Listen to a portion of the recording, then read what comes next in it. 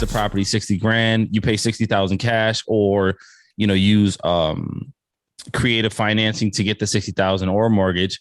And at some point you refinance the property. And the property is now worth 80, 90, whatever that's worth. You're going to get 70 to, depending on the bank, 70 to 90% loan to value. And then when you refinance that, you're left over with the remaining proceeds, right? So you pay back your initial mortgage. If it was from a lender, a bank, or, a friend, or even your own bank account, you pay yourself back. And now you're left with the remaining couple dollars if there's money left over. But for the most part, you get, the proceeds that you initially spent back. A refi cash out is you're taking that's a cha-ching. You're taking your entire savings, your bank account, your shoebox money, your whatever funds you have access to, and you're putting them in a property. You're paying for the property. You're putting sweat equity into the property. And then obviously when you're all done with it, the property value, you want to be higher than that 80%, 90% value. And then you're left over with a lot more. So you could take that cash out that you put in and do whatever you want to do with it. Then there's options for like 1031 exchanges and all that stuff. That's a whole nother conversation, but those are just the options. Just to keep it simple. What he meant by that was he bought a property for 20,000.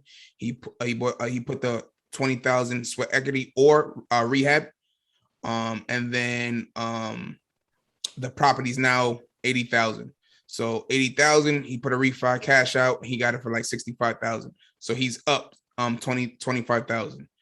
And he has a property and he's up 25,000. Now he could do it again, and so on and so on. And he got all his money back. And he got all his money back. So that initial money and made 25,000, and on top of that has a property, and they can't tax that money. Right. Correct. So that, these guys just gave you gems, right? So he just gave you, a win-win. Taxing part is super important. Yeah, 1,000,000%. That's a win-win-win-win situation. Just Jerry gave you.